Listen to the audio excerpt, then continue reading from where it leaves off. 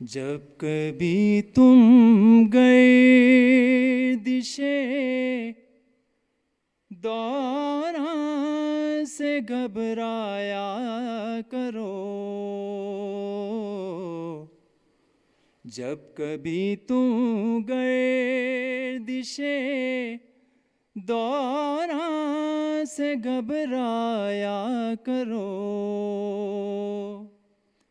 پرچمِ عباس کے سائے میں آ جایا کرو، جب کبھی تم گردشِ دوران سے گھبرایا کرو، اور جب کبھی پیدا ہو دل میں خواہشِ خلدِ بری، جب کبھی پیدا ہو دل میں خواہشِ خلدِ بری، مجلسِ شبیر میں آیا کرو جایا کرو، مجلسِ شبیر میں آیا کرو جایا کرو، جب کبھی تم گردشِ دوران سے گھبرایا کرو، پرچمِ عباس کے سائے میں آ جایا کرو، اور خود بخود فکر و عمل کی تربیت ہو جائے گی، خود بخود فکر و عمل کی تربیت ہو جائے گی، اپنے بچوں سے علم غازی کا اٹھوایا کرو، اپنے بچوں سے علم غازی کا اٹھوایا کرو،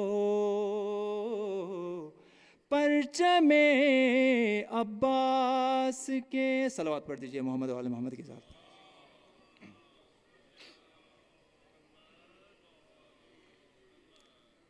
اور آئے جب مد مقابل وقت کا کوئی عزیز، یا حسین ابن علی کہہ کہہ کے ٹھکرایا کرو، پرچمِ یا علی پرچمِ عباس کے سائے میں آ جایا کرو، جب کبھی تم گردشِ صلوات پڑھ دیجئے محمد علیہ۔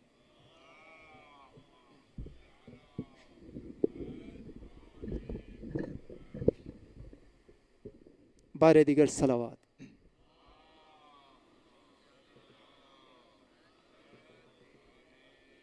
الحمدللہ مجلس کا سلسلہ باقاعدہ یکم محرم سے اب تک جاری و ساری ہے۔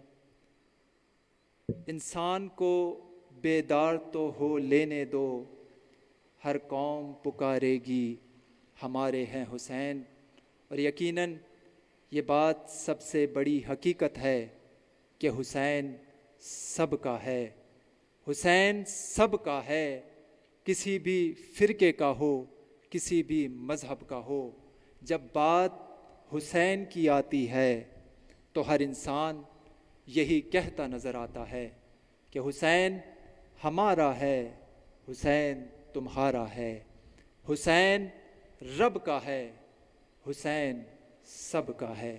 قبلہ صاحب کو دعوت دینے سے پہلے چند گزارشات آپ کی خدمت میں کہ چونکہ دور حاضر میں ہمیں کووڈ-19 جیسے وائرس کا سامنا ہے، لہٰذا حکومت پاکستان کی جانب سے جو SOPs بنائے گئے ہیں ان کو فالو کیا جائے، اور جو نشانات یہاں پر موجود ہیں وہیں پر اپنی نشستیں برقرار رکھیں۔ اب میں عشرہ محرم الحرام کی چوتھی مجلس سے خطاب کرنے کے لیے ملتمس ہوں قبلہ حجت الاسلام والمسلمین علامہ شیخ انور علی نجفی صاحب سے کہ وہ یہاں آئیں اور زیب منبر ہو کر فضائل آل محمد اور مصائب آل محمد بیان فرمائیں۔ قبلہ صاحب کی آمد کے لیے باوز بلند تر صلوات۔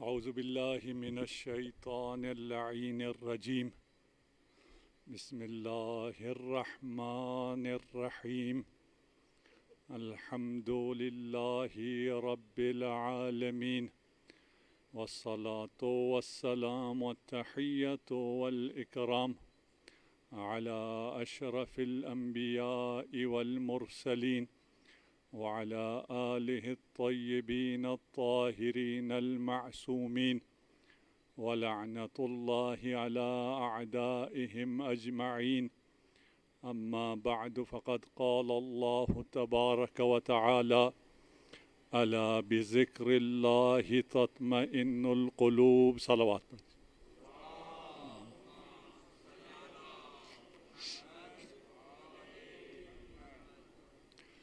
مجلس کے آغاز سے پہلے میں شکر گزار ہوں تمام مومنین کا جو یہاں انتہائی نظم و ضبط کے ساتھ تشریف لاتے ہیں اور اپنے اپنے مقررہ جگہوں پر بیٹھ جاتے ہیں۔ اگر جگہ کی کمی ہے تو نیچے لان میں بھی انتظام ہے اور اوپر مسجد میں بھی بیٹھا جا سکتا ہے۔ درخواست گزار ہوں ایک دفعہ پھر کہ شروع سے لے کر آخر تک ان SOPs کا خیال کیجیے۔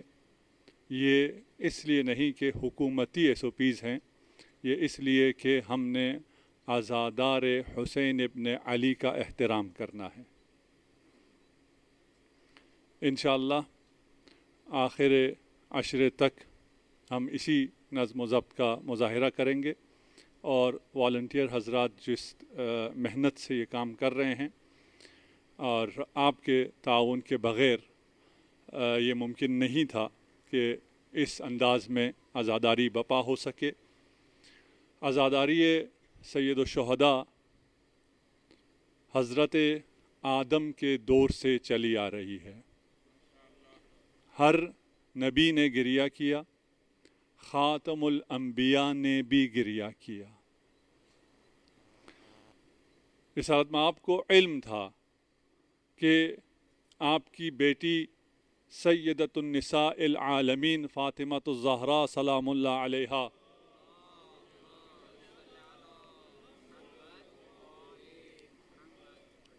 آپ کے رحلت کے مختصر عرصے بعد شہید کر دی جائیں گی۔ امیر المؤمنین کی شہادت کا بھی علم تھا، خبر بھی دیتے رہے تھے، لیکن جب بھی زہرائے مرضیہ کو دیکھتے تو تبسم فرمایا کرتے تھے، لیکن جب بھی حسین ابن علی کو دیکھتے تو گریہ فرمایا کرتے تھے۔ حسین اور عزاداری حسین ہر دور میں قائم رہی ہے اور تا قیام قیامت قائم رہے گی۔ ہر دور کے تقاضوں کے مطابق عزاداری میں تبدیلیاں آئی ہیں، اور ہم زمانہ بدل سکتا ہے، آزادار نہیں بدل سکتا، آزاداری تبدیل نہیں ہو سکتی۔ ہم جیسے ہوں جہاں ہوں اس آزاداری کو ہم قائم و دائم رکھیں گے، اور انشاءاللہ عاشورہ کے جلوس میں بھی اپنے نظم و ضبط کا مظاہرہ کریں گے، اور کوئی ایک آزادار بھی انشاءاللہ ہم سے افیکٹ نہیں ہوگا۔ اس کے لیے میں دوبارہ درخواست کر رہا ہوں، ماسک پہنے رہیے، آتے جاتے ہوئے خیال رکھیے، اور یہ میں آپ کے توسط سے، آپ لوگ انتہائی منظم بیٹھے ہیں، آپ کے توسط سے میں باقی تمام عزاداروں سے یہ درخواست کر رہا ہوں، کیونکہ یہ بات ساری دنیا میں پہنچ رہی ہے، اور آپ کے اس عملی مظاہرے کو میں ساری دنیا کے سامنے پیش کرنا چاہتا ہوں۔ صلوات پڑھ دیجئے محمد و آل محمد۔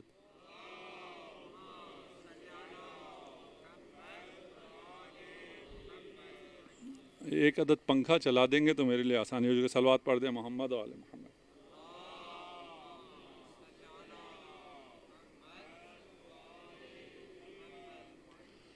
ہماری بات چل رہی ہے کہ یہ انسان جو سکون کا متلاشی ہے، اور اس سکون اور اطمینان کے تلاش میں جب مارکیٹ میں جاتا ہے تو مارکیٹ میں بہت سی ایسی چیزیں سکون اور اطمینان کے لیے پیش کر دی جاتی ہیں، اور اس میں سب سے زیادہ، سب سے بڑی چیز جس کے ذریعے سکون دیا جاتا ہے، اطمینان دیا جاتا ہے، وہ غفلت ہے۔ آج مارکیٹ میں غفلت کو بیچا جا رہا ہے۔ آج مارکیٹ میں، اور یہ مارکیٹ میں جب کہہ رہا ہوں تو آپ کو جانے کی ضرورت نہیں ہے، آپ گھر بیٹھے رہیں، پوری مارکیٹ آپ کے گھر میں، آپ کے ڈیوائس میں، آپ کے بچوں تک پہنچ رہی ہے، اور مفت میں آپ کو بہت سی چیزیں فراہم کی جا رہی ہیں۔ کوئی شخص، مخصوصاً یہ مادی دنیا، آپ کو کبھی کوئی چیز مفت فراہم نہیں کرتا۔ پہلے اور چیزیں پروڈکٹ ہوا کرتی تھی، آپ انہیں خریدتے تھے، اب آپ خود پروڈکٹ میں تبدیل ہو گئے ہیں، آپ کو بیچا جا رہا ہے، آپ بکتے ہیں، آپ کے بچے بکتے ہیں۔ ہمیں بیدار ہونے کی ضرورت ہے، ہمیں یہ بات سمجھنے کی ضرورت ہے کہ جس چیز سے سکون حاصل ہوتا ہے وہ ہے جس نے سکون اور اطمینان کو خلق کیا ہے، جو خالق سکون ہے، ہمیں اسی سے سکون تلاش کرنا ہے، اسی سے ہم نے سکون کو لینا ہے۔ اور سکون کی تلاش میں جب ہم نکلے تو ہمیں پتہ چلا کہ سب سے پہلے سکون حاصل کرنے کے لیے ہمیں راضی ہونا ہے، راضی بقضائے الہی ہونا ہے۔ اور حدیث قدسی ہے کہ رضائی بے رضاک، میری رضا تیری رضا میں ہے۔ اگر تو مجھ سے راضی ہو گیا تو میں تجھ سے راضی ہو جاؤں گا۔ اب تقدیر پر راضی ہونا، قضاء و قدر پہ راضی ہونے کا مطلب آیا یہ ہے کہ ہم ہاتھ پر ہاتھ دھرے بیٹھے رہیں، ہم کوئی عمل نہ کریں، ہم کسی ایس او پیز پر عمل نہ کریں، ہم کوئی احتیاط نہ کریں، اور کہیں اگر تقدیر میں ہوا، مجھے کرونا آنا ہوا تو میں افیکٹ ہو جاؤں گا، اگر میری تقدیر میں نہ ہوا تو میں افیکٹ نہیں ہوں گا۔ کیا آیا ایسا ہے؟ نہیں، ایسا ہرگز نہیں ہے۔ اللہ کا بھی ارادہ ہے، آپ کا بھی ارادہ ہے، یہ دونوں ارادے چلتے ہیں، اور آپ کا ارادہ اللہ کے ارادے سے قائم ہے۔ اللہ نے آپ کو صاحب اختیار بنایا ہے، آپ کو مختار بنایا ہے، آپ کو عقل جیسی نعمت دی ہے، آپ کو ارادہ جیسی نعمت سے نوازا ہے، آپ کو یہ شرف دیا ہے کہ آپ ارادہ خدا اور مراد خدا کے درمیان قرار پاتے ہیں۔ اگر خدا ہم سے ایمان چاہتا تکویناً تو ہم سب مومن ہوتے۔ اللہ ہم سب سے ایمان چاہتا ہے، لیکن ہمارے اپنے اختیار سے ارادہ خدا اور مراد خدا کے درمیان میں آپ ہیں، اور آپ کو یہ شرف دیا گیا ہے تاکہ آپ اپنے اختیار سے تکامل کا سفر طے کریں۔ بس یہ بات سمجھنا انتہائی ضروری ہے کہ اس کا مطلب یعنی راضی بے قضا ہونے کا مطلب ہاتھ پر ہاتھ دھرے رہنا نہیں ہے۔ انہم فتیۃ آمنوا بربہم وزدناہم ایمانا، اصحاب کہف کے لیے کہا کہ یہ وہ جوان ہیں جو اللہ پر ایمان لے کے آئے، یہ ایمان لے کر آئے تو اللہ نے ان کے ایمان میں، ان کے ہدایت میں اضافہ فرمایا۔ پہل آپ نے کرنی ہے، آپ اگر پہل کریں گے تو پھر خدا مزید عطا کرے گا۔ وَرَبَطْنَا عَلَىٰ قُلُوبِهِمْ إِذْ قَامُوا، وَرَبَطْنَا عَلَىٰ قُلُوبِهِمْ، ہم نے ان کے دلوں کو مضبوط کر دیا۔ کب مضبوط کیا؟ اذ قاموا، جب انہوں نے قیام کیا۔ پہل آپ کو کرنی ہے۔ آپ اگر قیام کریں گے، ہماری قوم و ملت کے اگر چند جوان قیام کر لیں ملک کو سنوارنے کے لیے، اس ملت کو سدھارنے کے لیے، چند جوان اگر سچے دل سے قیام کر لیں تو پھر خدا ان کے پشت پر ہے۔ اگر ہم اپنی حالت بدلنے کے لیے خود قیام نہیں کریں گے تو پھر خدا کی طرف سے کچھ بھی نہیں ہونے والا۔ یعنی پہل ہم نے کرنی ہے، ہم نے پہل کرنی ہے، خدا نے پہل کرنی ہے۔ خدا ہمیں بے شمار نعمتوں سے نواز چکا ہے۔ تمام تر نعمتیں دینے کے بعد، تمام تر صلاحیت دینے کے بعد، تمام تر حالات کو اور شرائط کو فراہم کرنے کے بعد آپ کو عقل دی، آپ کو قوت دیا، آپ کو ارادہ دیا۔ اب آپ کی طرف سے اگر حرکت ہوگی تو خدا کی طرف سے برکت آئے گی۔ وَرَبَطْنَا عَلَىٰ قُلُوبِهِمْ إِذْ قَامُوا، کہاں ہیں وہ جوان جو قیام کریں؟ اس انتظار میں نہ رہو کہ اگر ہم دلیر ہو گئے تو ہم قیام کریں گے، نہیں، اگر تم قیام کرو گے تو تم دلیر کر دیے جاؤ گے۔ اب اس دلیری کے انتظار میں نہ رہیں۔ جس کو اس بات پر یقین ہے کہ وہ خدا جو کہ قادر مطلق ہے آپ کے پشت پر ہے، اگر آپ کھڑے ہو جائیں تو آپ کے پشت پر خدا ہے، خدا کی نصرت آئے گی، اس کو دلیر ہونے میں دیر کہاں لگتی ہے؟ وہ اس بات کو کیوں سوچتا رہتا ہے پتہ نہیں میں کر سکتا ہوں یا میں نہیں کر سکتا؟ آپ کیسے نہیں کر سکتے؟ اگر آپ نہیں کر سکتے تو کون کر سکتا ہے؟ اگر آپ یعنی وہ شیعہ، وہ جوان جس کے پشت پر خدا کی طاقت ہے، وہ جس کی فائل ہر ہفتے امام زمانہ عجل اللہ فرجہ الشریف کو پیش ہوتی ہے، وہ نہیں کر سکتا تو کون کر سکتا ہے؟ آپ سے اگر غلطی ہو جائے تو امام آپ کے لیے استغفار کرتے ہیں۔ آپ کی غلطیوں کا تدارک کرنے کے لیے بھی آپ کے پاس شفیق باپ موجود ہے، مہربان امام موجود ہے۔ آپ کو کس چیز کا خوف ہے؟ آپ کیوں نہیں کھڑے ہو جاتے؟ آپ کس سے ڈرتے ہیں؟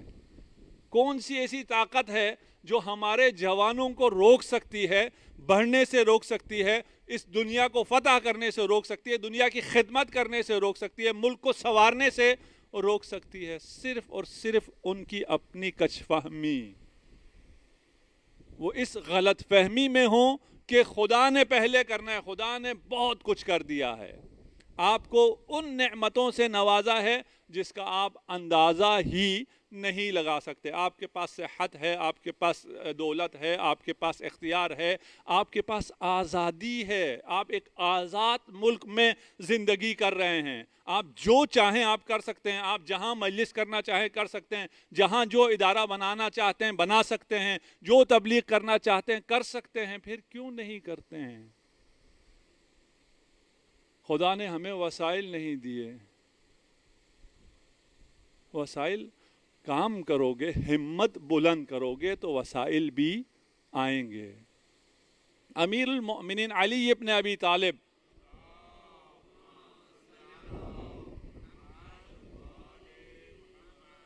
جس مقام پر پہنچے ہیں وہ اپنے عمل سے پہنچے ہیں۔ ہاں، خدا کو پہلے سے معلوم تھا کہ عمل علی ابن ابی طالب کیا ہوگا اور اپنی آزادی سے عمل کیا ہے۔ امیر المؤمنین مجبور نہیں تھے، ایسا نہیں تھا کہ آیت تطہیر نازل ہو گئی ہے اس کے بعد امیر المومنین مجبور ہو گئے، نہیں، مجبور نہیں ہوئے۔ تمام عبادتیں، تمام ریاضتیں، تمام مجاہدت اپنی مرضی سے، اپنے اختیار سے، اپنے زور بازو سے خود امیر المومنین نے انجام دیا ہے۔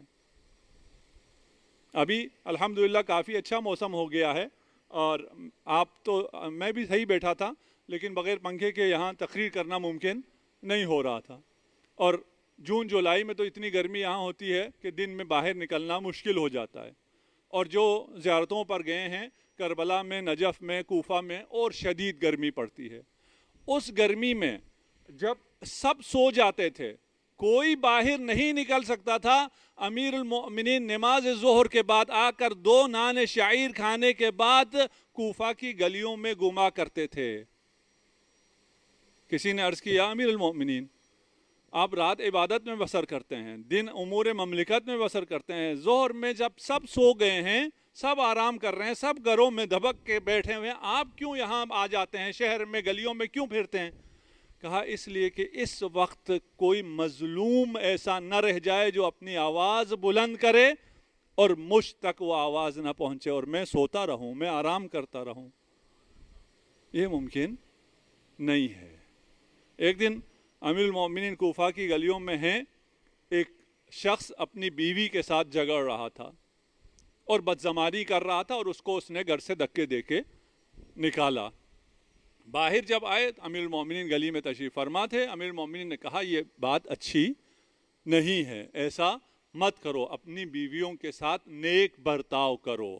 صرف اس شخص سے کہا ہے، ہم سے بھی کہا ہے، ہم سے بھی کہا ہے، ہم سب سے کہا ہے کہ آپ اپنی بیگمات کے ساتھ نیک برتاؤ کریں، ان کے ساتھ اچھی طرح گفتگو کریں۔ اختلاف ہو جاتا ہے جب ساتھ رہتے ہیں، لیکن آپ اگر طاقتور ہیں اس کا مطلب یہ نہیں ہے کہ آپ کے دل میں جو آئے، آپ کے زبان پر جو آئے وہ کہہ دیں۔ اس کو دھکے دے کے نکال رہا تھا، امیر المومنین نے کہا یہ بات صحیح نہیں ہے۔ وہ شخص پیش میں آیا کہ اس کو تو میں بعد میں دیکھ لوں گا، میں پہلے تجھے دیکھتا ہوں، تجھے حق، اس نے یہ حق دیا کہ ہمارے معاملات میں گفتگو کرے، اور آ کے اس نے امیر المومنین کے گریبان پر ہاتھ ڈال دیا۔ علی ابن ابی طالب کے شخص پہ کوئی گریبان میں کوئی ہاتھ ڈالے اور وہ کھڑا رہے ممکن ہے؟ دوسرے ہی لمحے وہ زمین بوس ہو چکا تھا، اور امیر المومنین نے اسے قابو کیا۔ شور ہوا، لوگ آئے، اور لوگوں نے جب احترام کرنا شروع کیا اس شخص کا تو اس نے پوچھا یہ کون ہے؟ کہا یہ حاکم ہے، یہ خلیفہ وقت ہے، یہ امیر المؤمنین علی ابن ابی طالب ہیں۔ اس شخص نے معافی مانگی کہ مجھے معاف کر دیجئے۔ امیر المؤمنین نے کہا جاؤ اپنی بیگم سے معافی مانگو۔ یہ تو کریم ہے نا، یہ تو کریم امام ہے، بغیر معافی مانگے معاف کر دیا، کہا جاؤ اپنی بیگم سے معافی مانگو۔ اب ہم نے بھی سن لیا، ہم نے امیر المومنین کی یہ بات سنی ہے نا، اگر کسی بھی شخص سے کوئی بھی زیادتی اپنے بیوی کے حق میں یا کسی بھی ضعیف کے حق میں ہوئی ہے، وہ جائے آج جا کر معافی مانگے۔ معافی مانگنے سے آپ چھوٹے نہیں ہو جاتے، معافی مانگنے سے آپ بڑے ہو جاتے ہیں، معاف کرنے سے آپ بڑے ہو جاتے ہیں۔ اگر مجھے موقع ملا اس موضوع پر میں مفصل گفتگو کروں گا کہ کتنی عظمت ہے معاف کرنے کی اور کتنا سکون ہے معاف کرنے میں۔ اگر آپ معاف کر دیں گے تو آپ اپنا فائدہ کریں گے، دوسرے پہ کوئی احسان نہیں کریں گے۔ امیر المؤمنین نے یہ جو حالت حاصل کی، یہ جو مقام حاصل کیا، یہ خود حاصل کیا ہے، خود اپنے اعمال سے حاصل کیا ہے، خود اپنے ایمان سے حاصل کیا ہے۔ امیر المؤمنین کا ایمان اپنا ایمان ہے، ایسا ایمان ہے کہ اگر پردے ہٹ جائیں تو امیر المؤمنین کے ایمان میں اضافہ نہیں ہو سکتا۔ روایت میں ہے کہ اگر ایمان امیر المؤمنین کو، جو کہ کمیت نہیں ہے کیفیت ہے، اس کیفیت کو کمیت میں اگر تبدیل کر دیا جائے، اس کو اگر جرم میں، مادے میں تبدیل کر دیا جائے، تو پوری کائنات کو، یہ حدیث جو رسالت مآب سے ہے، رسالت مآب پوری کائنات کی وسعتوں کو اس وقت جانتے تھے۔ آج کا بچہ، آج کا جوان کائنات کی وسعتوں کو کچھ حد تک جانتا ہے کہ اس کائنات میں 50,000 ٹریلین گلیکسیز ہیں۔ گلیکسی، ایک گلیکسی کسے کہتے ہیں اس کا بھی کوئی تصور نہیں کر سکتا۔ پوری کائنات کا ایک طرف اگر وزن رکھ دیا جائے اور ایمان علی ابن ابی طالب کا وزن ایک پلڑے میں رکھ دیا جائے تو ایمان ابی طالب کا، علی ابن ابی طالب کا پلڑا بھاری ہو جائے گا۔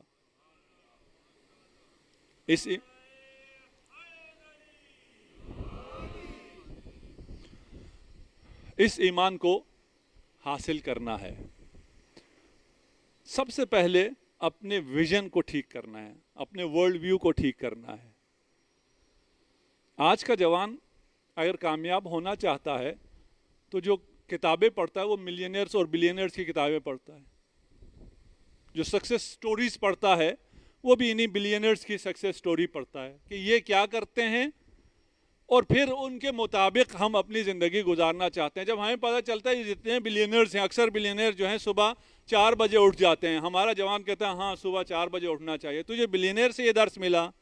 تجھے علی ابن ابی طالب سے یہ درس نہیں ملا جس نے سورج سے کہا میں نے ہمیشہ تجھے طلوع ہوتے ہوئے دیکھا ہے، تو نے کبھی مجھے سوتے ہوئے نہیں دیکھا؟ تو بلینئر سے کیوں انسپائر ہو جاتا ہے؟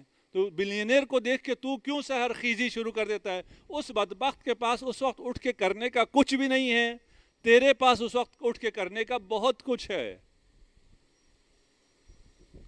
اپنی دید کو، اپنے ویژن کو، اپنے ورلڈ ویو کو صحیح کرنا ہے۔ 2 ورلڈ ویو ہیں، ایک مادی ہے، ایک الہی ہے۔ آپ کو میں قارون کی نسبت قرآن یہ دکھاتا ہے دونوں کو۔ وقال الذین یریدون الحیات الدنیا، وہ جو حیات دنیا چاہتے ہیں، کبھی بولوں گا حیات دنیا کیا ہے، وہ جو حیات دنیا چاہتے ہیں وہ کیا کہتے ہیں؟ یا لیت لنا مثل ما اوتا قارون، کاش ہمیں وہ مل جائے جو قارون کو ملا ہے۔ انہو لذو حظ عظیم، قارون جو ہے بہت بڑا بہرہ رکھنے والا ہے، حظ رکھنے والا ہے، بڑا خوش نصیب ہے۔ قارون کون تھا؟ بلینئر۔ جس طرح اس زمانے کے لوگوں کے لیے کہا ہے، وہ قارون کو دیکھ کے کہتے ہیں کاش اتنی دولت ہمیں مل جائے۔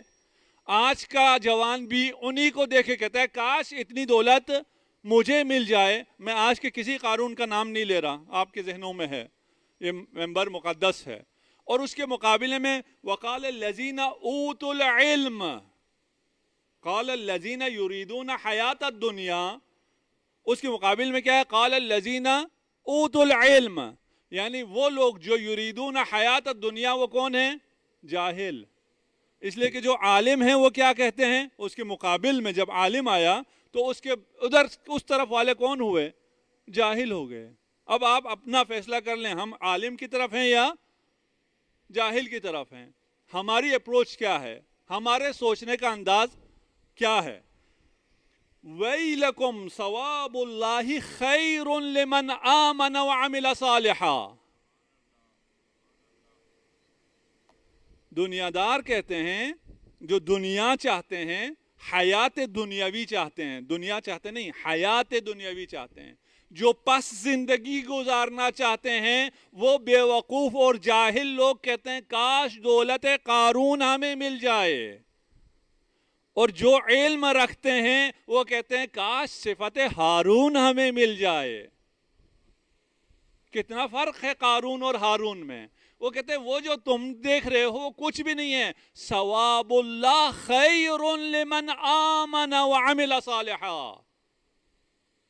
اگر تم اللہ کا ثواب حاصل کرو اور ایمان لے کر آؤ اور عمل صالح کرو تو جو سکون تمہیں ملے گا، جو آرام تمہیں ملے گا، وہ قارون کو تصور بھی اس نے اس کا نہیں کیا ہوگا۔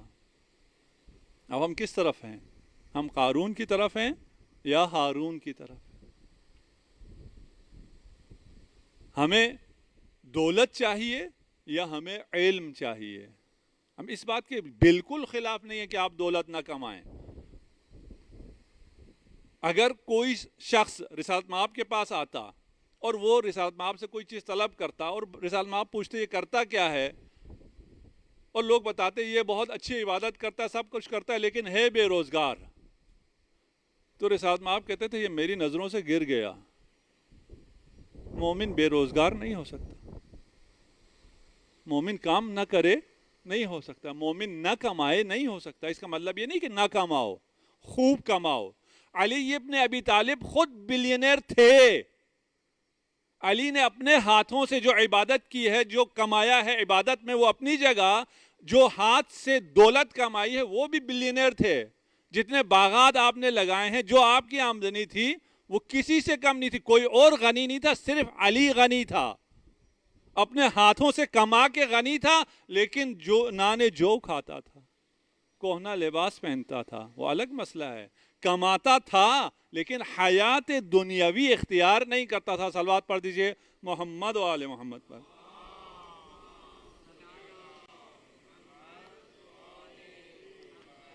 ایک پرسکون زندگی کے لیے ہمیں راضی ہونا ہے بے رضائے رب۔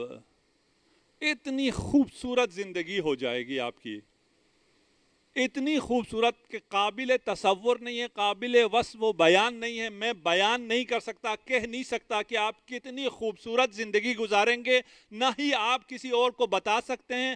ایک ایسی حالت ہے جسے آپ خود انجوائے کریں گے۔ کس صورت میں؟ اگر آپ راضی بے رضائے رب ہو جائیں۔ اچھا، میں آخرت کا ایک بتا دوں، اور ہم نے پہلے کہا ہے کہ دنیا اور آخرت ایک ہے، ایسا نہیں ہے آخرت میں سکون ہو اور دنیا میں سکون نہ ہو۔ آخرت میں روایت میں ہے کہ ایک گروہ ایسا ہوگا جو قبروں سے اٹھایا جائے گا، اور قبروں سے اٹھانے کے بعد وہ سیدھا برق رفتاری کے ساتھ جنت کی طرف چلے جائیں گے، اور وہ جیسے ہی جنت میں پہنچیں گے، جنت میں جو فرشتے ہیں وہ بھی حیران رہ جائیں گے کہ یہ کہاں سے آگے، ابھی تو محشر بپا ہونا ہے، ابھی تو حساب اور کتاب ہونا ہے، ابھی تو صراط ہے، اور پھر ہر شخص نے جہنم سے گزرنا ہے۔ ان منکم الا واردھا، یہ کون ہیں جو بغیر حساب کتاب کے سیدھا یہاں پہنچے؟ ان سے کہا جائے گا تمہارا کوئی حساب کتاب ہوا؟ کہیں گے نہیں۔ تم صراط سے گزرے؟ کہیں گے نہیں۔ تم جہنم سے گزرے؟ کہیں نہیں۔ پھر کیسے یہاں ڈائریکٹ پہنچ گئے؟ کہا ہم میں ایک صفت ایسی تھی جس صفت کی وجہ سے اللہ نے آج ہم پر یہ لطف و کرم کیا ہے، بغیر حساب کتاب کے ہمیں جنت مل گئی ہے۔ وہ صفت کیا تھی تم میں؟ تم دنیا میں ایسا کیا کرتے تھے؟ کہا وہ کہیں گے مومنین، یعنی آپ لوگ کہیں گے، آپ لوگ اس دن جنت میں انشاءاللہ کہیں گے ہم لوگ راضی بے رضائے رب تھے۔ صلوات پڑھ دیجئے محمد و آل محمد۔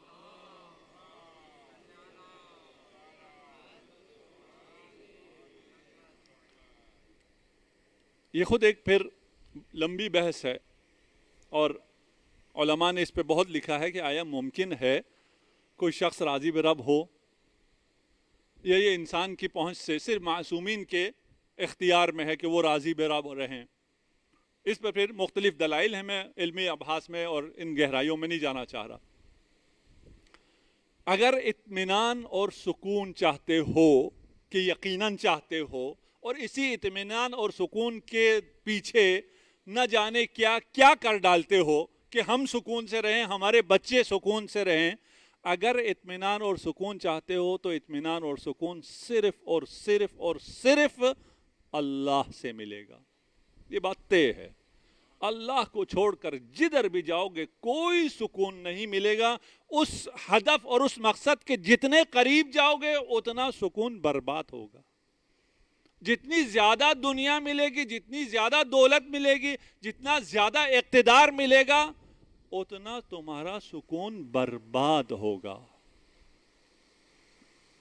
سکون کے لیے ہم آج رضا رب سے ابھی ہم نہیں نکل پائے، اور بہت زیادہ چیزیں ہیں، ہم کوشش کریں گے انشاءاللہ کل سے تھوڑا سا تیز چلے جائیں، اور وقت بھی ہمارے پاس کم ہے، اور ہم اس چیز کے ملتزم ہیں کہ ہم تقریباً 45 منٹ میں مجلس کو تمام کر لیں، اور تاکہ آپ لوگ بھی جا سکیں۔ جاتے ہوئے مجھے تھوڑا سا گلہ ہے کہ ہم احتیاط نہیں کرتے، اور آج انشاءاللہ ماتم بھی ہوگا، اور اگر کوئی لوگ تیار ہیں تو فبیہا، نہیں ہیں تو جو لوگ آئے ہوئے ہیں جو نوحہ خوانی کر سکتے ہیں وہ آج ماتم کریں، تاکہ نوحہ خوانی ہو یہاں، ماتم داری ہو، اور اس کے بعد آہستہ آہستہ لوگ یہاں سے جائیں۔ صلوات پڑھ دیجئے محمد و آل محمد۔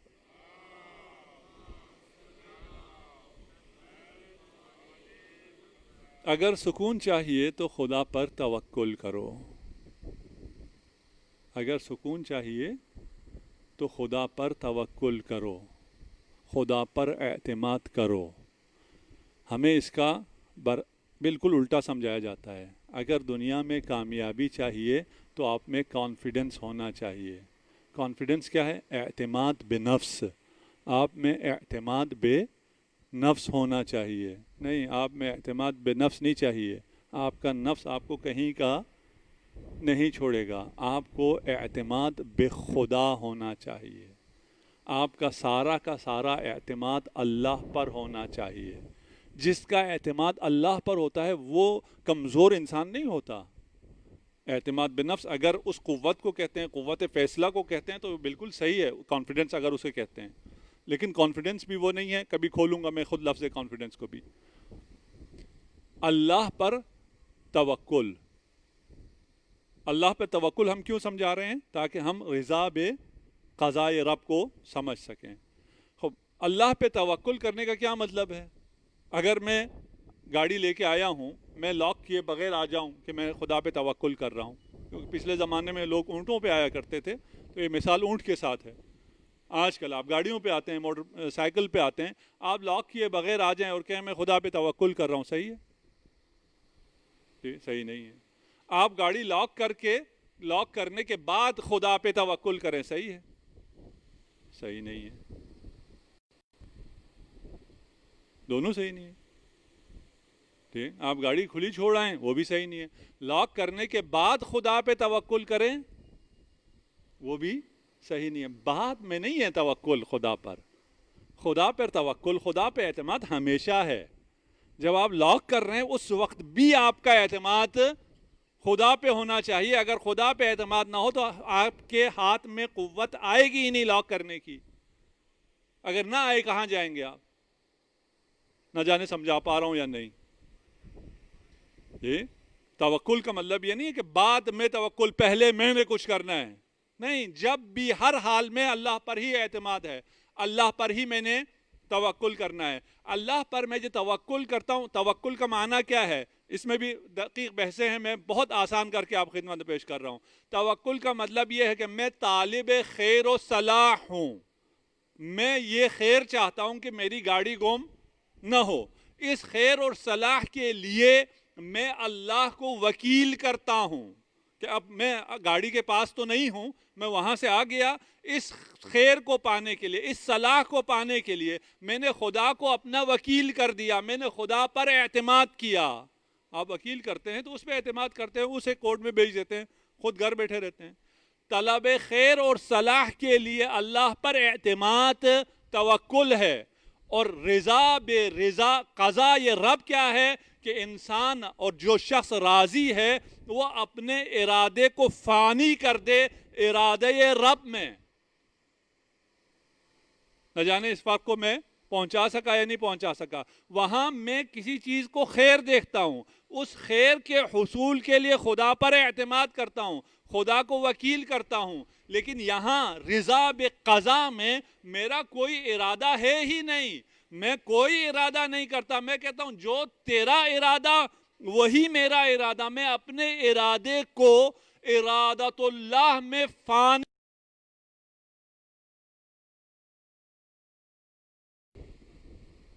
ہے. بہت عجیب مقام, اور اولیاء اللہ اس مقام پر ہیں. اسی دنیا میں اپنے ارادے کو فانی کر دیتے ہیں. اپنے آپ کو امام حسین نے اللہ کی ذات میں فنا کر دیا. فانی فی اللہ تھے امام. جب آپ اپنے آپ کو فانی کر دیں, یعنی اب آپ کچھ نہیں چاہتے. جب عرفاء سے پوچھا جاتا ہے تم کیا چاہتے ہو, کہتے ہیں ہم یہ چاہتے ہیں کہ ہم کچھ بھی نہ چاہیں. ہو سکتا ہے تم کچھ بھی نہ چاہو اور سب کچھ تمہارے وفق مراد ہو. ایسا بھی تو نہیں ہے نا کہ ہم کچھ بھی اپنے وفق مراد نہ چاہتے ہوں, جو ہم یعنی ہمارے لیے اچھا ہے ہم اس کو نہ چاہتے ہوں. ایسا تو نہیں ہے کہ ہم اپنے لیے بہترین چاہتے ہیں. خدا نے ہمیں عقل دیا ہے. اور ارادہ فانی کرنے کا مطلب یہ نہیں ہے کہ میں کچھ بھی ہو جاؤں, مجھے کوئی پرواہ نہیں ہے. نہیں, مجھے بہت پرواہ ہے. مجھے بہت پرواہ ہونے کے باوجود میں اپنا ارادہ کیوں فانی کر رہا ہوں؟ میں اس کے ارادے میں فانی کر رہا ہوں جو میرے حق میں بہت بہتر کرتا رہا ہے, کرتا رہے گا. جب میں خود کچھ نہیں کروں تو وہ میرے لیے بہت اچھا کرے گا. ایک وقت آئے گا, ہم سب پر آئے گا. یہ بلڈنگ یہاں رہے گی, یہ گنبد یہاں ہوگی, یہ پودے بھی ان میں سے کچھ شاید ہوں, لیکن ہم میں سے ایک شخص بھی اس دنیا میں نہیں ہوگا. 50-100 سال کی بات ہے. 100 سال بعد یہاں جتنے ان میں سے کوئی بھی نہیں ہوگا. کہاں ہوں گے ہم؟ قبروں میں ہوں گے. قبر میں ہمارا ارادہ ہے؟ نہیں، ہمارا کوئی ارادہ ختم. یہاں جب تک اس زمین کے اوپر تھے ہمارا ارادہ تھا. قبر میں جانے کے بعد ہمارا کوئی ارادہ ہے؟ ہمارا کوئی ارادہ نہیں ہے. جب ہمارا کوئی ارادہ ہے ہی نہیں تو وہاں ہمارے ساتھ کیا ہوگا؟ اگر خدا کے ساتھ ہوں تو وہی قبر روضۃ من ریاض الجنہ ہوگی. تم کچھ بھی نہیں کر سکتے. جہاں تم سب کچھ کر سکتے تھے وہاں تم چند میٹر کے گھر میں رہتے تھے، وہاں تم گرمی میں رہتے تھے، کبھی لوڈ شیڈنگ ہوتی تھی، کبھی کیا مسئلہ ہوتا تھا. اب جب قبر میں ہو، کچھ بھی نہیں کر سکتے ہو، تو تم جنت کے باغات میں سے ایک خوبصورت ترین باغ میں ہو. پھر کیا ہوگا؟ پھر جو تم چاہو گے تمہارا ہر ارادہ نافذ ہو جائے گا. کیوں؟ اس لیے کہ تمہارا ارادہ متصل ہو گیا ہے کن فیکون کے ساتھ. اگر متصل ہو جاؤ خدا کے ساتھ، نہ جانے میری باتیں پہنچ رہی ہیں نہیں پہنچ رہی، اور اس لائٹ کی وجہ سے مجھے آپ نظر بھی نہیں آ رہے. یہاں لائٹ بھی کم ہے تو میں آپ کے چہرے کے تاثرات بھی نہیں پڑھ سکتا کہ میں اس کے مطابق زیادہ شرح کروں یا کم گفتگو اور اختصار پر اکتفا کروں. اور الحمدللہ آپ بولتے بھی نہیں ہیں، جو میرے لیے بہت اچھا ہے.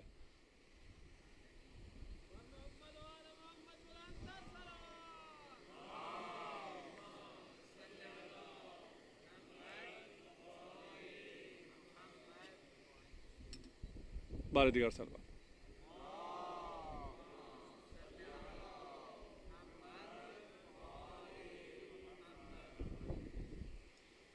وقت پھر آ گیا اور آج میں کچھ باتیں پیش کرنا چاہ رہا تھا. مسئلہ یہ ہے کہ ہمیں اپنے جوانوں کو بھی سمجھنا چاہیے، اور ان کے لیے مشکلات بہت زیادہ ہیں. ہمیں اگر راضی بے قضائے رب ہونا ہے تو ہمیں نماز پڑھنی ہے، اول وقت نماز پڑھنی ہے، نماز کو سمجھ کے پڑھنا ہے. نماز کا مطلب یہ ہے کہ ان الصلاۃ تنہی عن الفحشاء والمنکر، فحشاء اور منکر سے بھی ہمیں دور رہنا ہے. لیکن آج کل کے اس معاشرے میں ایسا ممکن نہیں ہے. آپ ہمیں لوگ کہتے ہیں کہ آپ بہت اچھی جگہوں میں رہتے ہیں، اچھے معاشرے میں رہتے ہیں، آپ کو پتہ ہی نہیں ہے معاشرہ کیسا ہے. میں لندن میں کچھ جوانوں کے ساتھ تھا تو انہوں نے ایسی باتیں جیسے آپ سے کر رہا ہوں ایسی باتیں کر رہا تھا. کہا تم کسی اور دنیا سے آئے ہو اس لیے اس قسم کی باتیں کر رہے ہو، تم نے ہماری دنیا دیکھی ہی نہیں ہے. ہم کس دنیا میں کیا بھگت رہے ہیں اور تم اس قسم کی عجیب عجیب باتیں کرتے ہو. ٹھیک. میں نے کہا میں نے جو دیکھا ہے وہ تو چھوڑ دو، میں تجھے رسالت مآب صلی اللہ علیہ وآلہ وسلم کے گھر لے جاتا ہوں.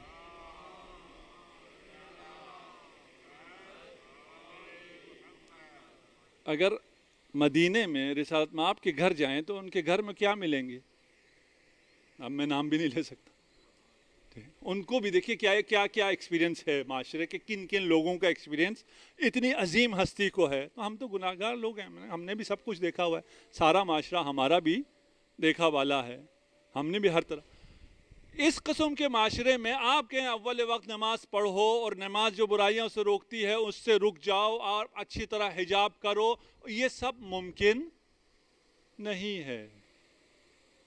یہ ہے ممکن؟ ممکن ہے. یہ معاشرہ بہت خراب ہے. اس خراب معاشرے میں کیا کیا جائے؟ یہی خراب معاشرہ، جیسے میں نے کل کہا تھا، یہی شیطان، یہی نفسیات، یہی شہوت تمہارے لیے لانچنگ پیڈ ہیں. تم اس درخت کی طرح بن جاؤ جو درخت کھاد سے فائدہ تو اٹھاتا ہے لیکن کھاد کی بو اس میں شامل نہیں ہوتی، نہ اس کے پتوں میں، نہ اس کے رنگ میں، نہ اس کے بو میں، نہ اس کے پھل میں.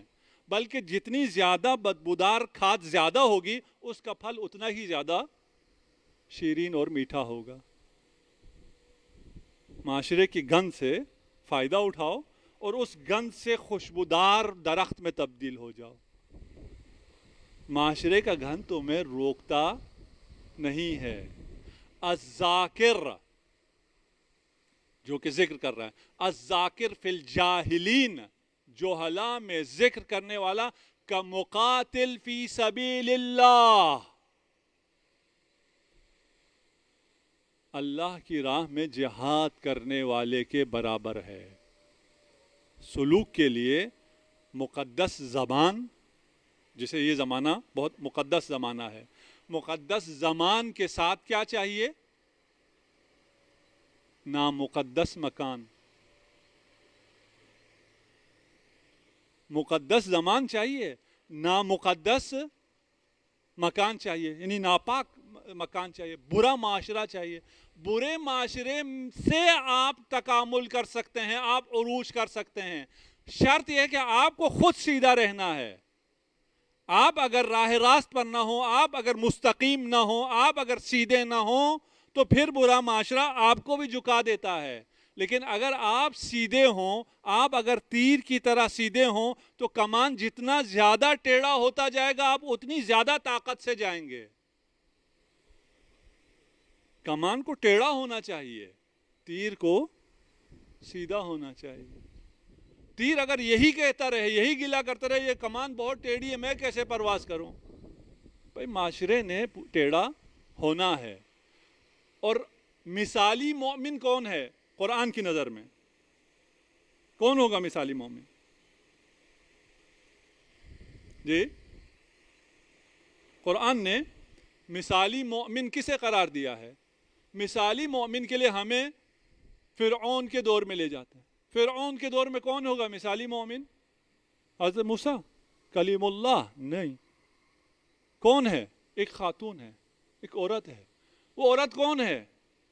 قصر فرعون میں ہے. وَضَرَبَ اللَّهُ مَثَلًا لِلَّذِينَ آمَنُوا امْرَأَةَ فرعون. قرآن کی نگاہ میں مثالی مومن، مثالی مومنہ ہے، ماڈل مومن، ماڈل مومنہ ہے. وہ بھی کہاں ہے؟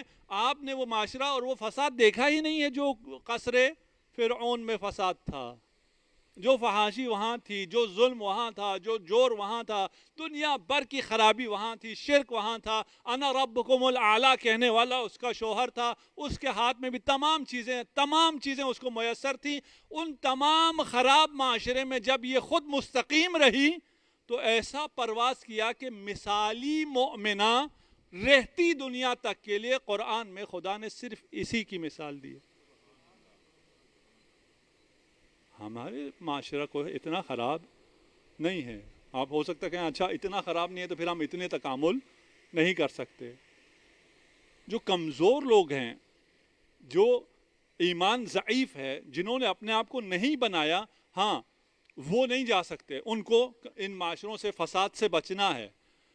برے معاشروں سے والدین اپنے بچوں کو بچائیں، والدین اپنے بچوں کا خاص خیال رکھیں. یہ ابھی بہت زیادہ، کیا کہوں میں، اس لفظ بھی نہیں بول سکتا، اتنا زیادہ خطرے میں ہیں. یہ بچے آپ کے ساتھ ہیں لیکن آپ کے ساتھ نہیں ہیں. ان کے پتہ نہیں کون کون دوست ہیں. یہ بالکل ایک مجازی ورچوئل ورلڈ میں ان کو لے کے جایا جا رہا ہے اور ہمیں خبر ہی نہیں ہے. ان کی گیمز، ان کی ایپس، ان کا دیکھنا، ان کا اٹھنا، ان کا بیٹھنا. جوان ناراض ہو رہے ہوں شاید، یہ بچے، آپ ناراض نہ ہوں. ان پر نظر رکھنے کی ضرورت ہے. ابھی رات اندھیرا ہے، بچے ساتھ ہیں. اس اندھیرے میں، اس باغ میں آپ اکیلے چھوڑ دیں گے نا؟ اس بالکل سیکیور ہے، ادھر کوئی بھی نہیں آئے گا، پھر بھی نہیں چھوڑیں گے. اس دیوار سے باہر چھوڑ کے آ جائیں گے آپ اپنے بچے کو کہ بچے تھوڑا دیر ذرا گھوم لینا، میں مجلس سن کے آتا ہوں؟ نہیں چھوڑیں گے. تو پھر اکیلے موبائل کے ساتھ کیوں چھوڑ دیتے؟ موبائل اس گارڈن سے، اس کے باہر کی دنیا سے بہت زیادہ وحشتناک ہے. آپ کے جوان کو، آپ کے بچے کو اغوا کرنے والے بہت سے لوگ موجود ہیں. بہت بڑے دشمن تاک لگائے بیٹھے ہیں اور ہم بالکل آزادی سے انہیں چھوڑ دیتے ہیں. خدا را اپنے بچوں کا خیال کریں، اپنے بچوں سے پیار کریں، اپنے بچوں سے محبت کریں. یہ آپ کا مستقبل ہیں، یہ آپ کی اور ہماری امیدیں ہیں. ان سے پیار کرنے کا تقاضا یہ ہے کہ ان کے سوشل میڈیا پر نظر رکھیں، انہیں اتنے زیادہ گیجٹس میں نہ ڈالیں، انہیں سکون فراہم کریں. یہ تو سب کہتے ہیں، اور یہ جتنے بڑے جو بنانے والے ہیں ان کے بچے ان گیجٹس میں نہیں ہیں، ان ڈیجیٹل دنیا میں نہیں ہیں. اور اس دنیا کی وجہ سے وہ دنیا کتنی بڑی عذاب میں ہے، کس میں مبتلا ہے، انشاءاللہ کل میں اگر موقع ملا عرض کروں گا صلوات پڑھ دیجیے محمد و آل محمد۔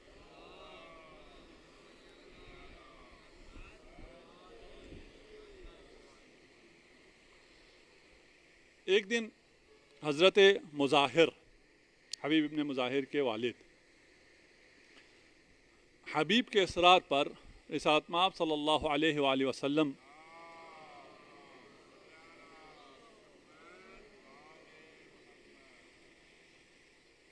فضا کھلی ہونے کی وجہ سے، اور آپ لوگ کیونکہ بکھرے بیٹھے ہیں، شاید صلوات کی آواز مجھ تک صحیح نہیں پہنچتی، تو میرا حوصلہ کافی ڈاؤن ہو جاتا ہے۔ صلی علی محمد وآلہ۔ دعوت کرتے ہیں اور حبیب بچہ ہے اور انتہائی اشتیاق میں ہے، انتہائی شوق میں ہے کہ آج رسالت مآب اور امام حسین میرے گھر آ رہے ہیں، میری دعوت پر آ رہے ہیں۔ بار بار چھت پر جاتے ہیں کہ کب آئے کب آئے، وہ چھت سے حبیب گرے اور گر کر ان کی وفات ہو جاتی ہے۔ اب گھر میں مہمان آنا ہے اور گھر میں فوتگی بھی ہو گئی ہو تو مہمانی تو دعوت تو ختم ہو جاتی ہے۔ والدین نے یہ فیصلہ کیا کہ جب رسالت مآب تشریف لائیں تو نہیں بتائیں گے، جب کھانا وانا کھا چکیں گے تو ہم بتائیں گے اور پھر کوئی تدفین کا انتظام کریں گے۔ جب امام حسین تشریف فرما ہوئے، دسترخوان پہ بیٹھے، کہا میرا دوست کہاں ہے، میرا حبیب کہاں ہے، اس کے بغیر میں کھانا شروع نہیں کروں گا۔ ابھی بتا بھی نہیں سکتے تھے۔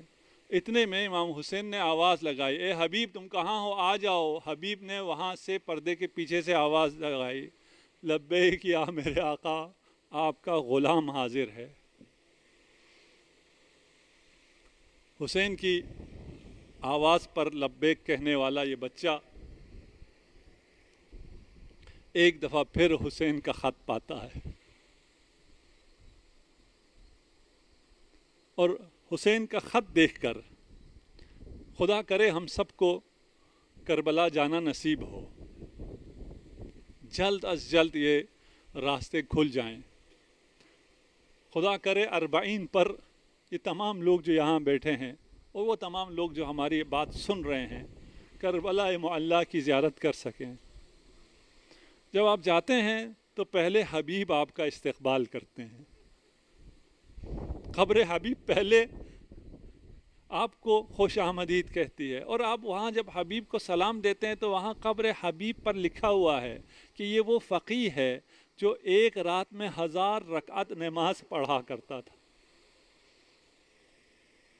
اس حبیب نے جب امام کا خط دیکھا، امام کے خط کو آنکھوں سے لگایا، بس میں مختصر کر دوں، اور غلام کو کوفے سے پہلے بھیجا، باہر کوفے سے باہر میرا انتظار کرنا۔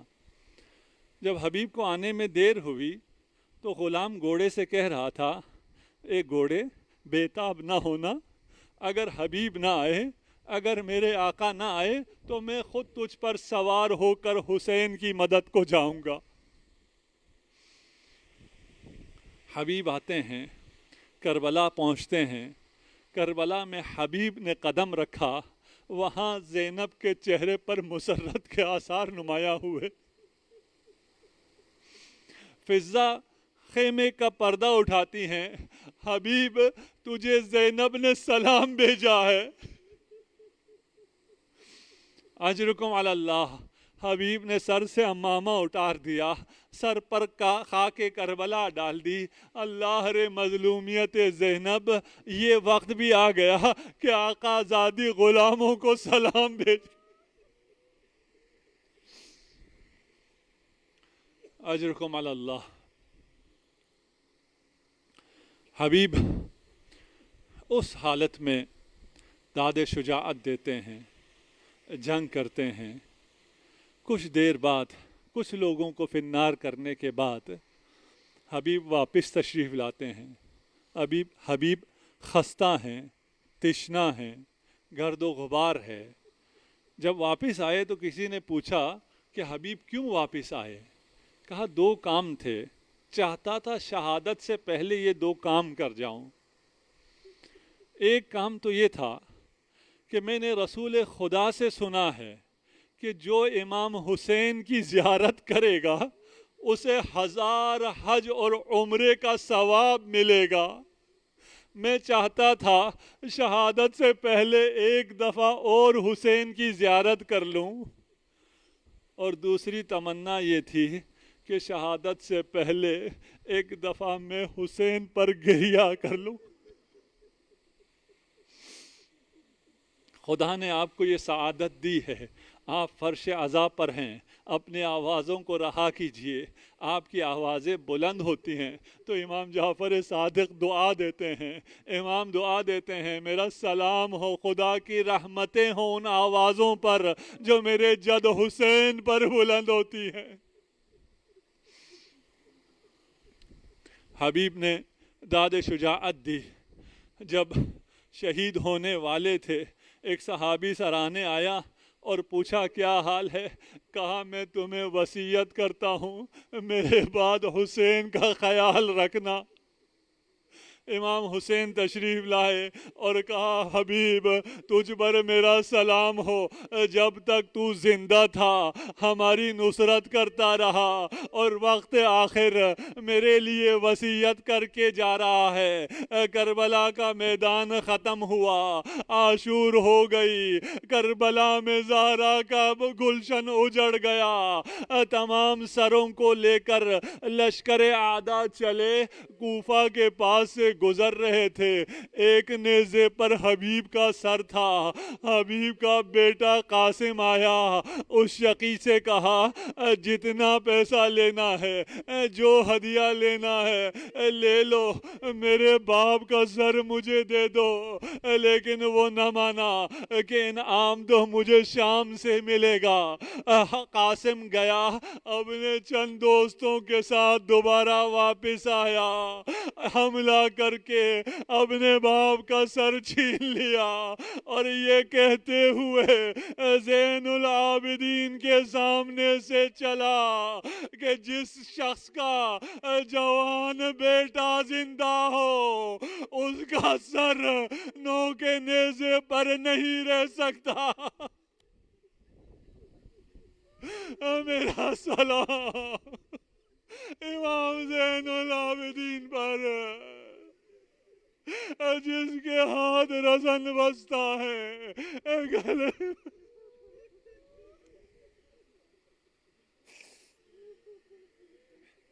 سيعلم الذين ظلموا أي منقلب ينقلبون إنا لله وإنا إليه راجعون۔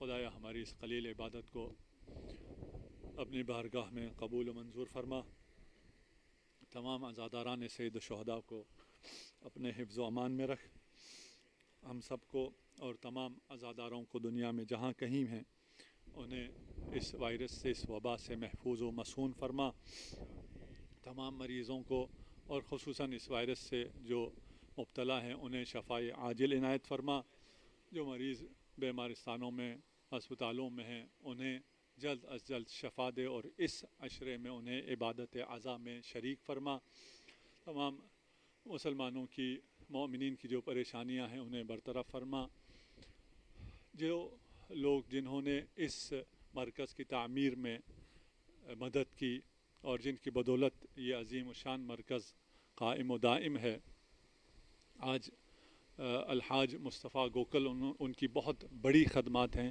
اس مرکز کے قیام کے لیے، مریض بھی ہیں، ان کی صحت و سلامتی کے لیے، طول عمر کے لیے دعا گو ہیں، اور تمام وہ مومنین جنہوں نے اس فرش عزا میں حصہ ڈالا ہے، خدا ان سب کی توفیقات خیر میں اضافہ فرما، اور سید محیمن بہبہانی اس فرش عزا کے لیے ان کا بھرپور تعاون ہے، فاقہ شکنی میں بھی تعاون فرماتے ہیں، اور بھی مومنین ہیں جو اس سلسلے میں تعاون کرتے ہیں، خدایا ان کو تمام آفات سماوی و عرضی سے محفوظ و مصون فرما، انہیں ان کے مال میں، ان کی اولاد میں، ان کی زندگیوں میں برکت عنایت فرما، ہم سب کو امام زمانہ عجل اللہ فرجہ الشریف کے اعوان و انصار میں سے قرار دے، امام زمانہ کے ظہور میں تعجیل فرما، ماتم حسین۔